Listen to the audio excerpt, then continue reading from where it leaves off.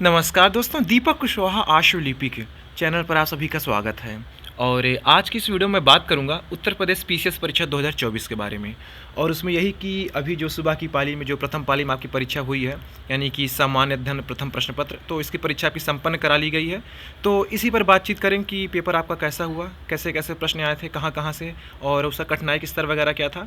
तो कहने का मतलब कि आज की इस वीडियो में हम पीसीएस 2024 का प्रश्न पत्र देखेंगे, जो पहली परीक्षा आपकी भी हुई है। ठीक है, तो आप लोग वीडियो को पूरी ज़रूर देखिए। और जिन भी लोगों ने अभी तक चैनल को सब्सक्राइब नहीं किया है, तो पहले से सभी जन चैनल को सब्सक्राइब जरूर कर लें, कैसे कि ज़्यादा जरूरी। ठीक, अच्छा, आगे बढ़ने से पहले ज़रूरी जानकारी ये कि जिनको लगता है कि उनकी पीसीएस 2024 परीक्षा वाकई बहुत अच्छी हुई है, तो बधाई हो, ये बहुत अच्छी बात है। लेकिन जिनको ये लगता है कि नहीं, कुछ कमी रह गई इस बार, फिर अंक कम आ सकते हैं, मतलब मन संतुष्ट नहीं है कि परीक्षा कुछ ठीक ठाक नहीं हुई है, तो आप लोग निराश ना होइए। अगले साल पीसीएस भर्ती फिर आ रही है, तो इसके लिए आप लोग अभी से पीसीएस 2025 के लिए शानदार तैयारी के लिए फिजिक्स वाला के साथ जुड़ करके अपनी तैयारी कर सकते हैं।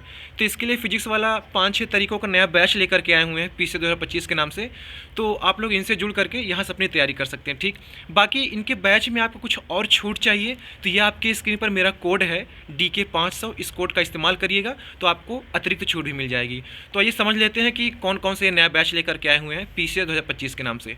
तो इनका पहला बैच है सर्व सक्षम यूपीपीएससी 2025 इंग्लिश बैच। जहाँ जहाँ इंग्लिश शब्द आएगा उसको आप समझ जाइए कि हिंदी और अंग्रेजी दोनों माध्यम वालों के लिए। ठीक है, तो ये बैच है आपका 4,999 रुपये में। दूसरा बैच है इनका प्रथम 3.0 यूपीपीएससी 2025 हिंदी बैच, ये भी 4,999 रुपये में है। तीसरा बैच है आक्रोश UPPSC 2025 prelim batch English batch, ये है 1,999 रुपये में।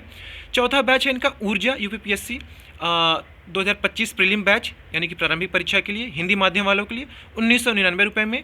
इनका पांचवा बैच है UPPSC 2025 Yashvi batch integrated batch के नाम से, जो है जो कि हिंदी माध्यम वालों के लिए, ये है 3,399 रुपये में। और फिर अंतिम बैच है इनका UPPSC 2025 unity integrated batch English माध्यम वालों के लिए। ठीक, तो ये भी है 3,399 रुपये में।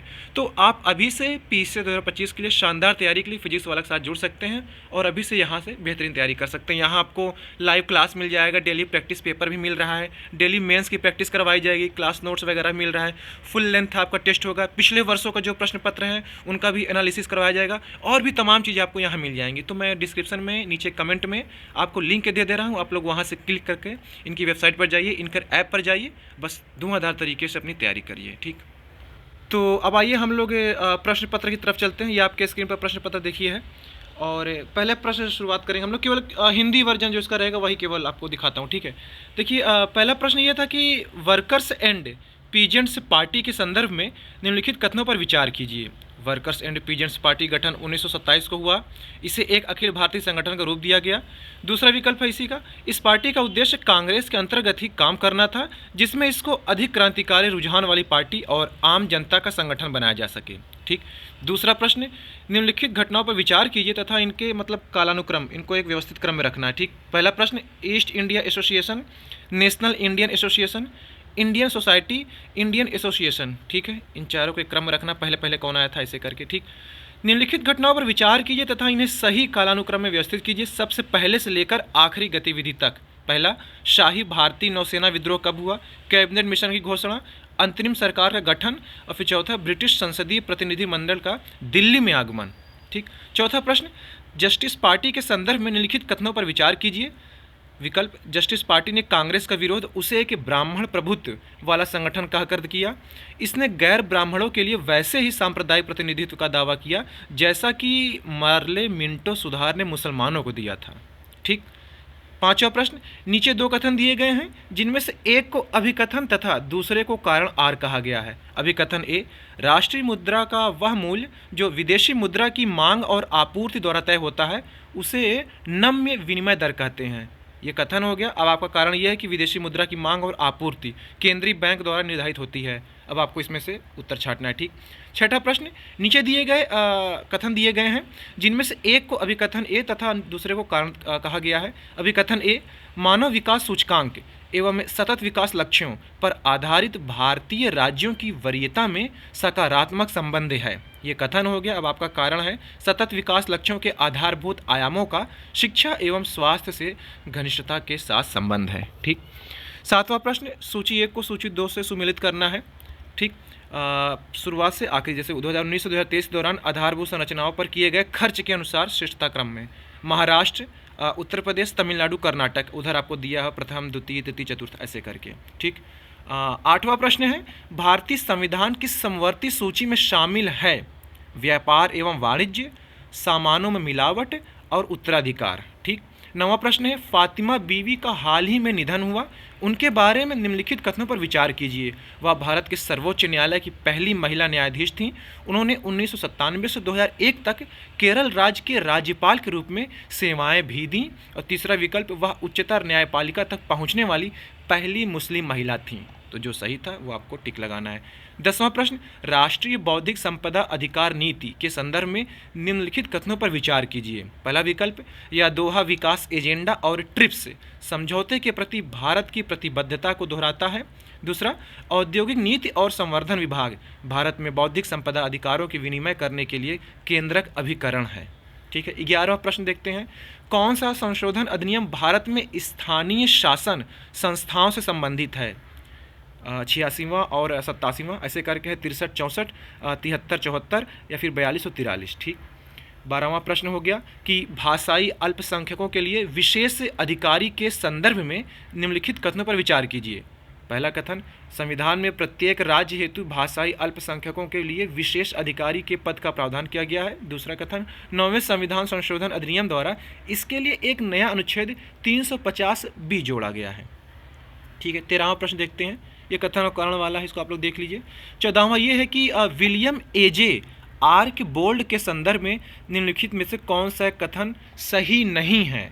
वे लाहौर कॉलेज लाहौर के प्राचार्य थे, वे राजकीय कॉलेज ढाका के प्राचार्य थे, वे म्योर सेंट्रल कॉलेज इलाहाबाद के प्राचार्य थे, या फिर वे AMAO कॉलेज अलीगढ़ के प्राचार्य थे।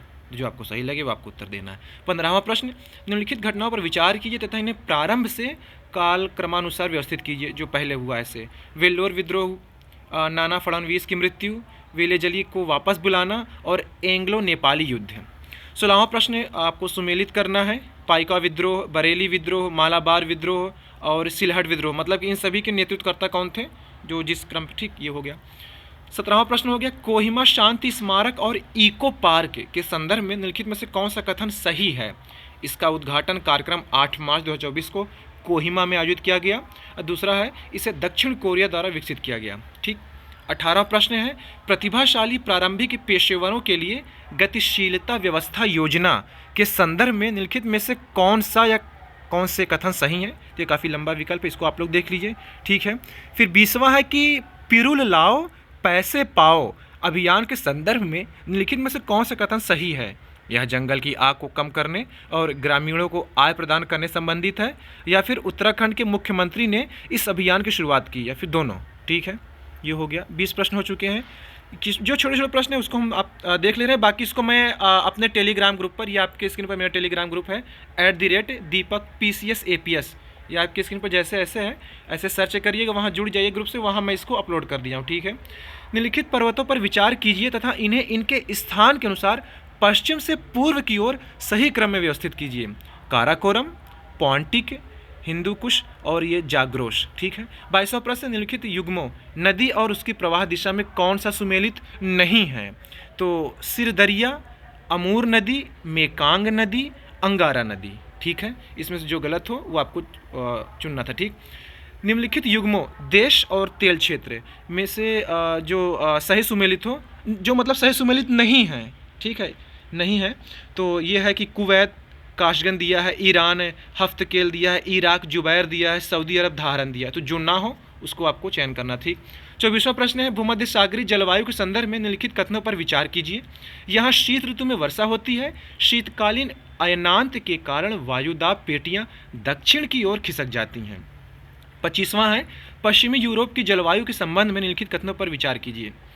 पश्चिम यूरोप में सभी महीनों में वर्षा होती है। पश्चिमी यूरोप पछुआ पवनों की पेटी के अंतर्गत स्थित है। तो ऐसे से करके प्रश्न आए थे। ठीक है। और जो छोटे छोटे प्रश्न हैं तो आप लोग मेरे टेलीग्राम ग्रुप पर जा करके वहाँ से इसको डाउनलोड करके आप लोग देख लीजिएगा प्रश्न। ठीक है। और देखिए एक प्रश्न है कि अशोक के संदर्भ में निम्नलिखित कथनों पर विचार कीजिए। अशोक ने धम्म की जो परिभाषा दी है वह राहुला वादशुत से ली गई है। अपने राज्याभिषेक के 14वें वर्ष में अशोक ने धम्म महा आगे मिट गया है नामक एक नवीन प्रकार के कर्मचारी की नियुक्ति की। ठीक है, तो ऐसे ऐसे करके प्रश्न आए थे, मतलब पेपर उतना भी हलवा नहीं है, पीसीएस है। ठीक है, अच्छा एक प्रश्न देखिए, ये आया है कि 43वां वाला, संघ लोक सेवा आयोग को निम्नलिखित में से किस स्रोत या फिर किन स्रोतों के कार्य शक्तियाँ प्राप्त हैं? संविधान, संसदीय कानून, कार्यकारी नियम और आदेश या फिर परंपराएं। ठीक है, ये है निम्नलिखित में से कोई कौन सा एक सही सुमेलित है? राष्ट्रीय अनुसूचित जाति आयोग, ठीक है, इधर ये दे दिया है निकाय, उधर अनुच्छेद दे दिया है, किसके अंतर्गत आएगा? निर्वाचन आयोग, राष्ट्रीय पिछड़ा वर्ग आयोग, वित्त आयोग। ठीक है, तो ऐसे ऐसे करके है काफ़ी है स्तर, खतरनाक है पेपर का। ठीक है, उतना भी वो नहीं है। फिर देखिए 49वां प्रश्न है कि निम्नलिखित में से कौन जोड़े का मिलान सही नहीं है? लोक सेवाओं में अवसर की समानता केवल भारत के नागरिकों के लिए सुनिश्चित है। विधि के समानता नागरिकों एवं गैर नागरिकों दोनों के लिए सुनिश्चित की गई है। किसी राज्य का नाम बदलना ये राज्य विधानमंडल की शक्तियां हैं, और किसी नए राज्य की स्थापना करना संसद की शक्ति है। तो इसमें से जो नहीं सुमेलित सही है उसको आपको चुनना था। ठीक है, तो ये सारी चीज़ें हो गई। फिर ये है कि 53वां देखिए, निम्नलिखित घटनाओं पर विचार कीजिए तथा इन्हें कालानुक्रम व्यवस्थित कीजिए। अबुल फजल की हत्या, शेख मुबारक की हत्या, फैजी की मृत्यु, दनियाल की मृत्यु। बताइए अब इतना कितना ध्यान आता है कौन पहले टपकाया गया। ठीक है, 54वां देखिए, ये है 54 प्रश्न, निम्नलिखित घटनाओं पर विचार कीजिए तथा इन्हें कालानुक्रम व्यवस्थित कीजिए। लिनलिथिगो का अगस्त प्रस्ताव, क्रिप्स मिशन का भारत आगमन, रामगढ़ कांग्रेस अधिवेशन, कांग्रेसी मंत्रियों के त्यागपत्र। तो ऐसे ऐसे करके पेपर आए हैं। तो आप लोग एक काम करिए, मेरे टेलीग्राम ग्रुप पर जाइए, वहाँ से ये पूरा आप लोग डाउनलोड करके पूरा पेपर आप देख सकते हो, क्योंकि ऐसे में बताऊँ वीडियो काफ़ी लंबी हो जाएगी। ठीक है, फिर कुछ अच्छा देखिए 57वां प्रश्न ये है, निम्नलिखित में से कौन सही सुमेलित है?